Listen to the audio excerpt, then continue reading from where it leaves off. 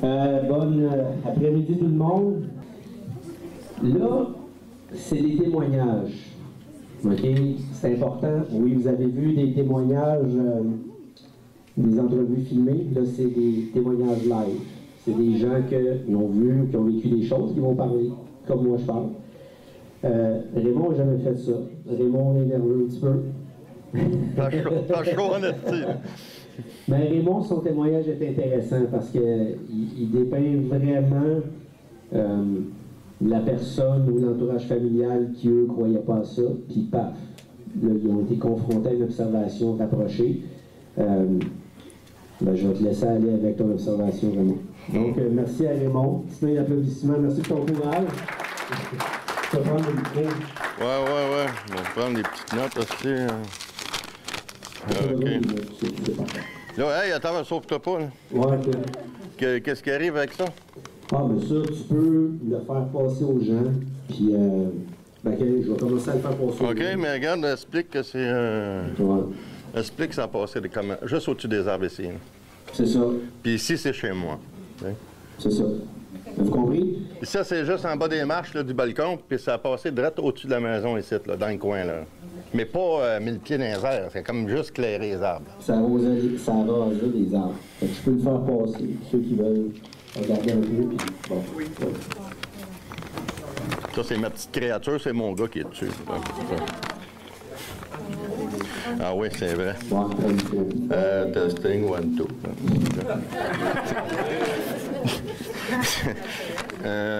Ouais. Je fais ça tous les jours. C'est pas réceptant. Bon, on va commencer par expliquer que moi, je viens d'une famille... ma mère, c'est la dernière d'une trolley de 13. Puis sa mère, quand elle l'a eu à 45 ans. Autrement dit, ma mère est née en 32. Puis sa mère est des années 1887, ma grand-mère, en tout cas. Fait que, tu sais, les soucoupes volantes puis l'Internet, c'était pas pour nous autres, là.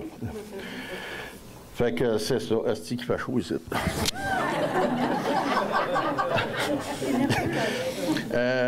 C'est ça. Puis mon père, il vient d'une famille de 4, mais, tu sais, moi, je jasais de ça, les extraterrestres. Puis en regardant dans un parc, les étoiles, là, on n'est pas tout seul sur la Terre. Tu sais, il y a sûrement d'autres choses ailleurs.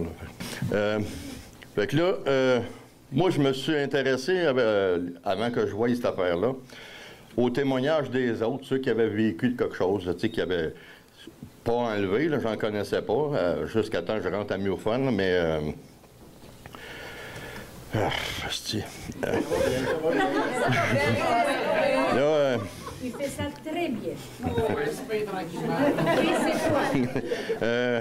C'est ça, je m'intéressais à... Oh non, du vodka? Oh non. Après 2 bières, c'est correct. Bon, moi, je me suis intéressé à, tu sais, qu'est-ce que le monde y avait vu, tu sais, les témoignages. Puis quand ça passait à la TV, avant, il n'y en avait pas comme à tous les jours aujourd'hui. Fait que je m'intéressais à ça. Jusqu'au printemps 99, j'étais avec mes parents à Minerve, puis on est à regarder une game de hockey. Puis il m'a vous donné un exemple, là. Ça suit, c'est bon. Moi, j'étais assis ici, là. La TV est comme au mur, là. Il y a une grande fenêtre à grandeur à peu près comme les 4 palettes qu'il y a là, là. Puis un balcon de 8 pieds en arrière de ça, qui est couvert. Fait que moi, assis, ça me donne un angle de même pour voir le plus haut dans le ciel, l'autre bord. Puis ceux qui vont regarder la photo, là, il y a 200 verges allées à mon voisin d'en face, l'autre bord. Fait que... Là, on regarde le hockey.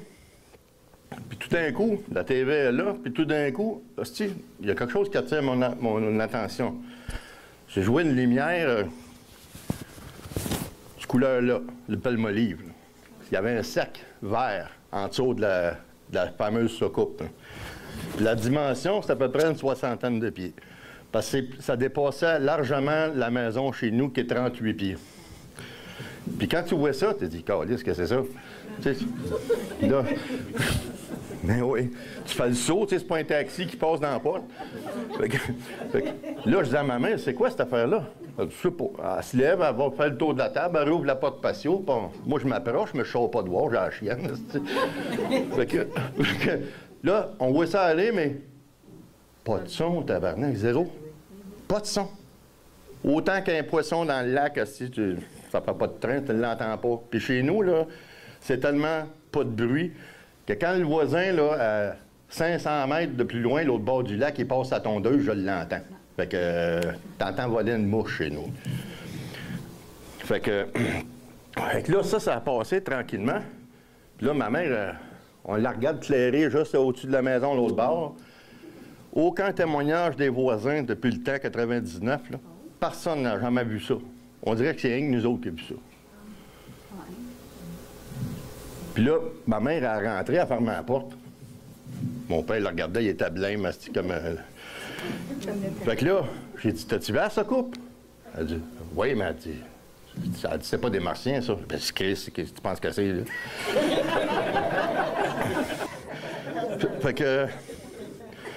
Fait que là, ma mère a dit, ben non, elle tapait du pied, ça se peut pas. Chris, il la met en face, qu'est-ce que tu veux que je te dise? Fait que là, tu sais, en tout cas, moi, je t'ai resté juste dans le cadre de porte, je voulais pas sortir dehors, avait peur, tu sais, c'est une affaire, plus large que la salle ici, puis ça mène pas de train, ça marche pas, là, tu sais. Ça a pris, là, comme faire les 200 verges, une vingtaine de secondes à traverser pour qu'on le perde de vue l'autre bord du lac. Là. Fait que... je sais pas si vous voyez mon petit crise de dessin ici, là. Il y a juste un petit gonflement sur le top, mais il n'y a pas de fenêtre, pas de rivet. Zéro. Ça avait l'air comme... je ne sais pas si vous connaissez ça, le Skyhawk américain, l'avion furtif. C'est cette couleur-là. Gris-noir, puis c'était comme un métal brossé, mais aucun scratch avait l'air écrit. C'est une beauté à voir aller, par exemple.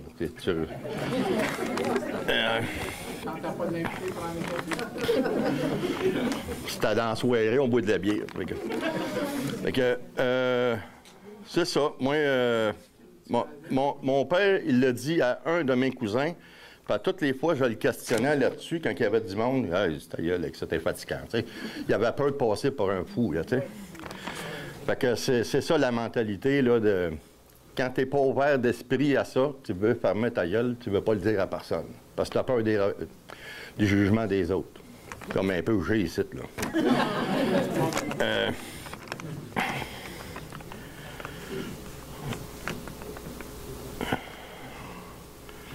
C'est ça. Fait que... moi, à tous les jours, depuis cet événement-là, à toutes les fois que je sors dehors, j'ai toujours une pensée, tu vois d'autres choses. Non, c'est vrai, tu restes marqué, là. C'est fini, là. C'est plus comme avant. Moi, avant, je sortais, il y a une perdrix qui va passer? Non, à cette heure, il va y avoir une secoupe, puis en arrière de là. Y a-t-il quelqu'un qui a des questions? Y a-t-il le temps, Marc? Oui, il y a une couple de questions, là. Y a-t-il quelqu'un qui a des questions? Es-tu plus craintif? On peut dire ça de même, ouais. Moi, je reste en campagne, je ne vais jamais dans le bois tout seul. Si j'y vais, j'amène mon chien ou j'y vais avec quelqu'un. Depuis ce temps-là? Oui. Non, depuis ce temps-là. Si jamais ça se reproduisait, tu irais plus loin pour en savoir plus, ou bien tu t'enfournerais chez le bois avec ton chien? Si je suis à la maison, on va faire la même chose, m'ouvrir la porte, me regarder, mais je ne m'approcherai pas. Non. Tu vas voir, si jamais t'en vois une, tu vas saisir un asti d'oisier. Oui, non. Ben comme le monsieur Marquis, vous n'avez pas eu vous n'avez pas remarqué si vous avez eu un manque de temps là, dans le temps? Non. La partie, elle jouait encore à la télévision? Non, moi, j'ai pas eu de manque de temps. La seule affaire, moi, je prends des notes sur tout. Okay. Comme, mettons, mon chien perd son poil de cet incite, je le brosse 3 fois par jour. C'est marqué sur le calendrier.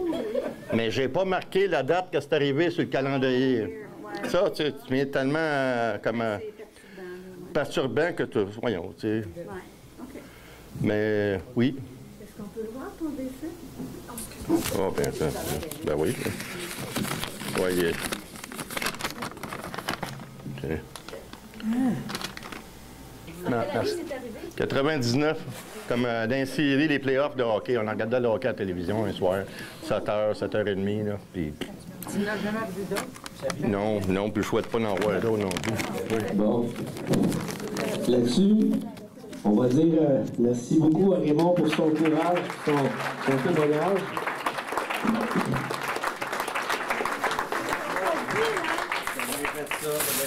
Bon, il fait chaud en esti, il fait plus...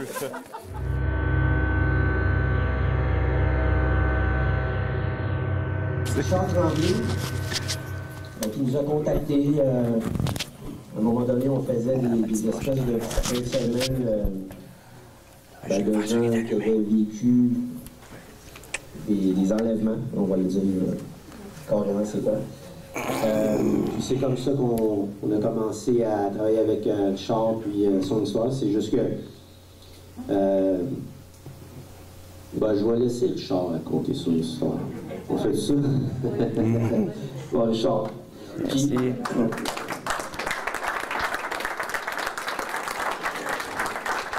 Richard, c'est un des rares addictés justement à parler publiquement, à dire, gars, moi je m'appelle Richard Tremblay, ça me dérange pas. Ça? C'est à peu près ça. Bon, merci Richard. Merci.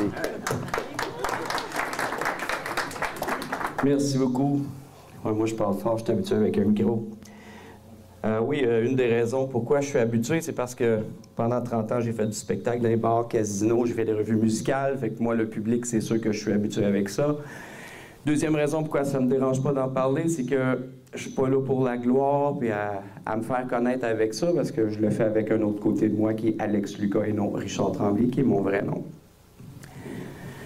Alors, c'est ça, mon expérience avec les petits gris, moi, a débuté assez jeune. J'avais 4 ans.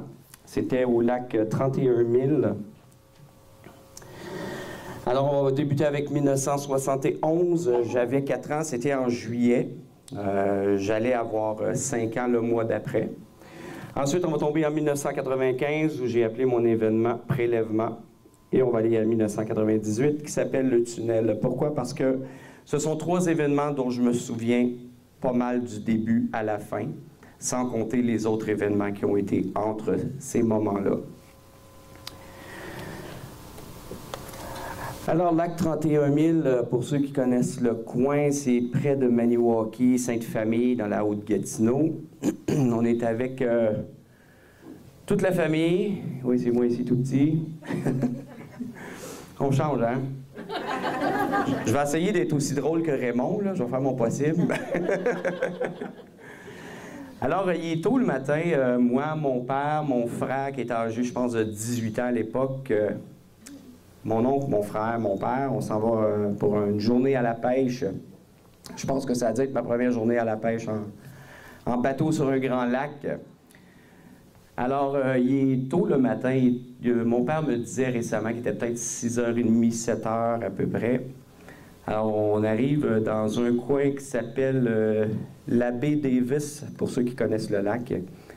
Et puis, on voit une espèce d'engin argent au loin. Donc, là, mon père et mon oncle se consultent à savoir qu'est-ce que ça peut bien être, parce qu'on voit très bien que c'est pas un avion ni un hélicoptère. C'est sûr que je me souviens pas des détails près parce que j'ai 4 ans, tu sais. Alors, mon oncle avance beaucoup plus vite en bateau pour se rapprocher de l'objet, mais l'objet se déplace simultanément pour s'en aller vers une paroi de rocher. C'est une vraie photo du lac 31 000, mais c'est pas nécessairement le bon endroit. Donc, l'objet s'approche près d'une paroi rocheuse. Elle est immobile et on est immobile aussi, puis on l'observe. Puis moi, ça me fait rire parce que mon père, il sait pas c'est quoi, puis dans ma tête de petit garçon, ben mon père, il est censé tout connaître, tu sais. Fait que mon oncle, il dit, bon, ben, on va y aller vraiment à fond, on va s'approcher dessus pour vraiment aller voir ce que c'est. Puis l'objet s'est déplacé simultanément encore, puis elle s'est dématérialisée dans le rocher. Je dis dématérialisée parce que elle n'est pas disparue comme on ouvre ou on ferme une lumière. Ça a vraiment été comme un liquide qui se fond dans le rocher. Alors, sous hypnose, en 1997, si je ne me trompe pas, j'étais membre d'une autre association X, où il y avait quelqu'un qui s'occupait de faire de la régression. Ce que j'ai fait, parce que moi, je voulais me rappeler de l'OVNI que moi, j'ai vu quand j'étais jeune, et pouvoir la dessiner. Puis je me suis dit, bien, si ça peut leur servir pour quoi que ce soit, tant mieux. Je vais raconter mon expérience. Sauf que sous hypnose, je me suis aperçu qu'à un moment donné, bien, je ne suis plus dans le bateau avec mon père, ni avec mon frère, ni avec mon oncle. Je suis vraiment ailleurs. Alors, je me retrouve... s'excuse pour celui qui a fait le dessin, il n'est pas très bon. Pas comme Annie en arrière qui fait des belles peintures, comme Annabelle qui a du talent. Je ne suis pas très bon en dessin, on le voit bien. Je suis mieux en musique. Alors, je me retrouve dans une espèce de pièce qui est comme grisâtre. On dirait qu'il n'y a pas de mur ni de plafond. C'est immense. Puis là, je suis là et j'attends. Et la personne qui m'a sous hypnose me demande « Qu'est-ce que tu attends? » Puis là, moi, je dis « Je ne sais pas qu'est-ce que j'attends, mais j'attends. » Puis là, je commence à avoir froid, puis je commence à pleurer. Là, je veux mon papa, puis je pleure pour mon papa. Puis en allant un petit peu plus loin, je me retrouve couché sur une espèce de table. Moi, dans ma tête, à moi, c'est comme une table en pierre parce qu'elle est très froide, elle est dure. Et puis, je me souviens que je porte juste un petit sous-vêtement, les Fruit of the Loom à l'époque. Moi, j'étais assez vieux pour ça. Puis je me souviens qu'il était Bourgogne avec le petit Y blanc en avant. Puis ma mère, il y a 2 ans, quand j'ai commencé à en parler ouvertement avec ma famille, elle m'a dit, oui, effectivement, tu avais ces petits sous-vêtements-là quand tu étais petit. Fait que moi, c'était un lien que j'avais fait. Donc, sur le dessin ici, moi, j'aurais la tête ici et les pieds par là-bas. Donc, c'est fou, mais je sais exactement que j'étais sous ce sens-là, avec la tête par en arrière là-bas. Et puis, j'ai un petit gris qui est en arrière de moi ici, puis j'en ai 2 de chaque côté de moi. Et puis, dans cet épisode d'hypnose, tout s'est arrêté quand un des petits gris sur ce côté ici, le deuxième, est arrivé avec un objet très brillant, un genre d'argent très vif, près de mon œil. Et puis, je me suis réveillé d'hypnose en pleurant parce que on dirait que toute ma mémoire revenait de ce que j'avais vécu, quelque chose qui était caché. C'était mon premier événement. Et suite à ça, ben, j'ai été plus ouvert, on dirait, à me rappeler les autres événements qui se passaient dans ma vie. Ce qui va nous amener au prochain événement. Ça, c'est les petits gris. On voit que celui qui était fait en dessin était meilleur que moi. Hein? Alors l'autre, c'est en 95, je vais l'appeler prélèvement. J'étais avec un conjoint de l'époque. C'était une soirée normale, je pense que c'était au printemps, très tôt. Et puis, je n'étais pas capable de dormir. Puis à un moment donné, je me suis juste couché sur le dos. Puis là, je me suis mis à comme raidir mes membres, à pas être capable de bouger du tout. Je n'étais même pas capable de me tourner puis le regarder. Puis dans le coin de l'embrasure de la porte, il y a un être qui est apparu, tout blanc. Et puis, je me rappelle que sous hypnose, puis même sans l'hypnose, j'ai tout le temps tendance à dire « elle ». Fait que dans ma tête, à moi, c'est pas un être qui était masculin, mais « elle ». Je sais qu'habituellement, on ne peut pas vraiment définir si c'est masculin ou féminin, un extraterrestre, mais dans ma tête, c'est « elle ». Et puis, prélèvement, oui, je suis couché sur le côté gauche du lit, impossible de bouger. Puis cette tête-là s'est déplacée sans marcher, mais comme si elle glissait. Elle s'est approchée près de moi. Elle a posé les doigts sous mes testicules. Elle a pris un prélèvement de spermatozoïdes. Elle s'est reculée, elle me regardait. Puis elle m'a juste fait un petit signe. Puis elle est repartie vers l'embrasure de la porte. Elle a comme disparu, si on veut. Écoutez, c'est sûr que ça a été extrêmement traumatisant. Ça m'a pris comme un gros 10 minutes à revenir à moi-même, à être capable de bouger. Et puis, ça a été assez terrifiant. Le tunnel, en 98, je venais d'aller me coucher ce soir-là. J'écoutais un petit film dans ma chambre, tranquille. Puis tout à coup, je me suis senti partir, pas comme si je perdais connaissance, mais vraiment, c'est dur à expliquer. On part vraiment par en arrière. Puis là, je me retrouve comme couché dans une chaise de dentiste. C'est pour ça que ça m'a pris bien du temps à aller chez le dentiste. Je comprends pourquoi aujourd'hui. Et puis, encore là, plus capable de bouger. Je suis vraiment frigorifié.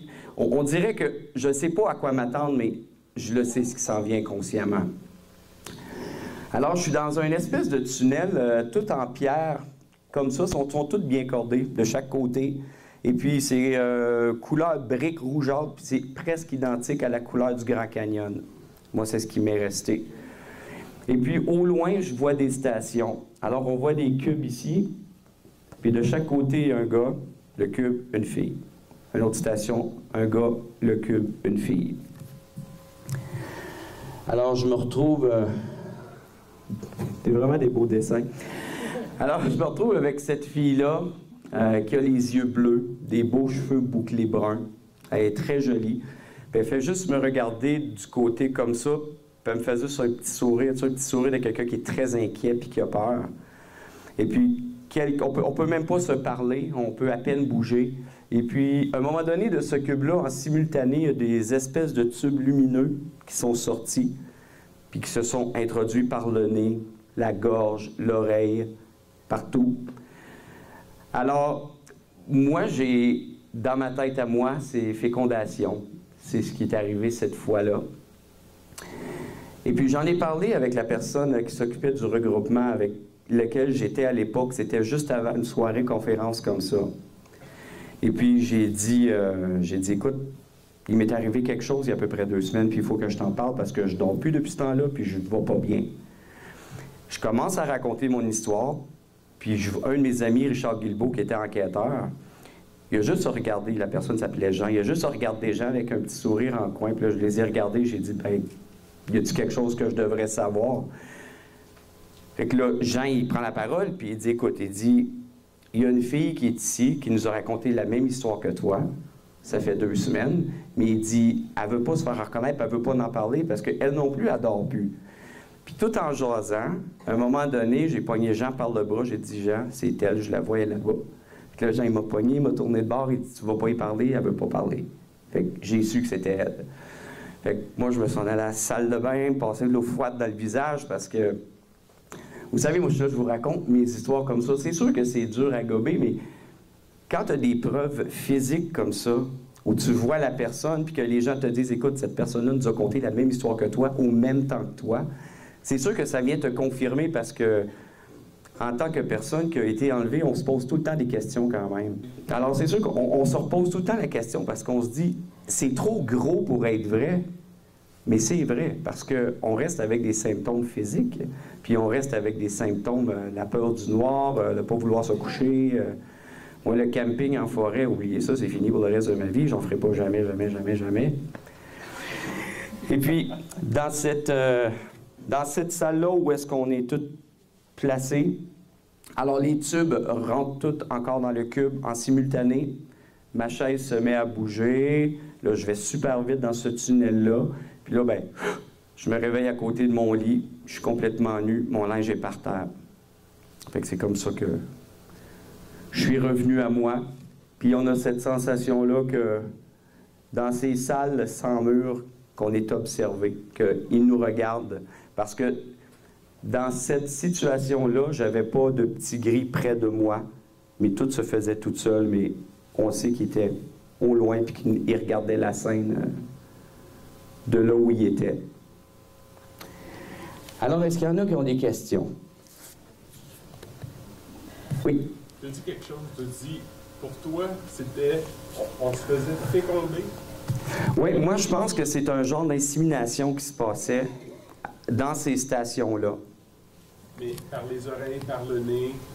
J'imagine que c'est des prélèvements ou des études qu'ils font en même temps, parce que c'est vraiment des stations en couple, tout le temps. Mais sans rentrer nécessairement dans la rationalisation, pourquoi tu penses qu'il y avait une fille et un gars? C'était pour... Bien, parce que je le voyais. Non. Pourquoi tu penses qu'il y avait un gars et une fille? C'était-tu pour la... Moi, je pense que c'est pour la reproduction. C'est ce que je pense. Pourtant, il n'y a pas eu de prélèvement de sperme à ce moment-là. Non. Non, je pense que ça s'est fait avec cette espèce de cube-là. que, vu qu'on était branchés tous les deux, que ça se faisait automatiquement. Peut-être que moi, le sperme s'en allait dans ce cube-là, puis elle, de son côté, à elle, au niveau de ses ovaires, ça s'en allait dans ce côté-là. Je peux pas répondre à ça plus que... Chacun a vos organes? Oui, c'est ça. Oui, c'est ça. On était branchés chacun à nos organes, mais à travers ce cube-là. Mais quand tu dis organes, tu parles Du pénis et du vagin. et des oreilles et du nez. Oui, effectivement. La bouche, partout. En passant ton histoire, j'en ai déjà entendu. Ah oui? Oui, t'es pas tout seul. Ben, merci de me le dire.